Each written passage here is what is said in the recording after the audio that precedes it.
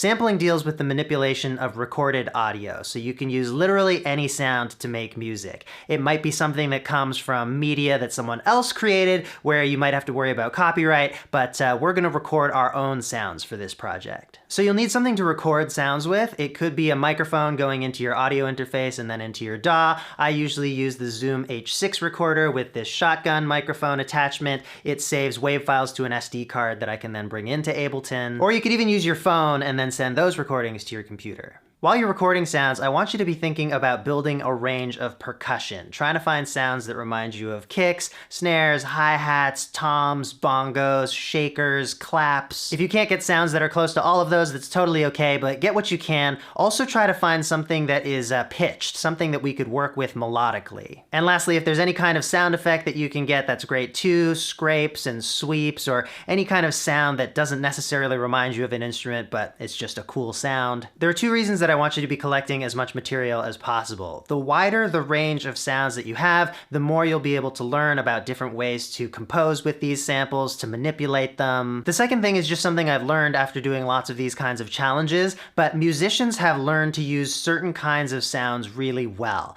And that's why I say to think about instruments while you're recording your sounds. Sometimes when people watch my sampling videos, they just see it as a bunch of random sounds, and they don't really understand how it can work musically. It just seems kind of magical because there's no instruments there. But really, I'm using those things in very established musical instrument roles. Like for instance, to create a drum beat. A drum beat will often have a snare or a clap somewhere near the 2 and the 4, usually right on the 2 and the 4. It'll have a hi-hat playing a faster, more regular pattern that keeps time, and then it'll have a kick drum that gives you these big low accents. That kind of beat just sounds really good to humans, and you almost never see those roles swap out. Like you would never have some syncopated hat and then kick on 2 and 4, and then snares just being like really fast and keeping time. It just doesn't happen. So if you're using a sample, even if it seems really weird, like slapping a lemon, that sound is probably going to be closest to a clap sound. So it's probably going to work best in places where you usually use a clap. One more thing before we record, think about objects and exciters. The object is the thing that makes the sound, and the exciter is the thing that makes the thing make the sound. It can make a big difference.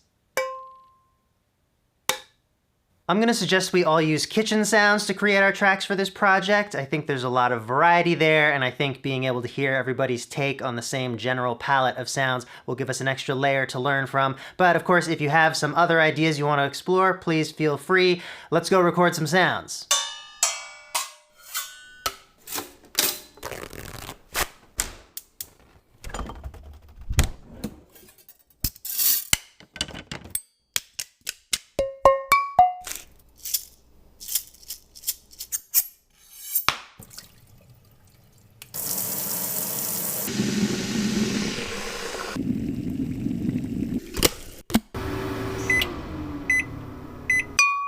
All right, so I have my sounds. Now you go and record yours. These will be used as the basis of the next song that you make in this class. In the next lesson, I'll talk about how to edit them and how to produce with them, and then you'll have everything you need to complete your next project.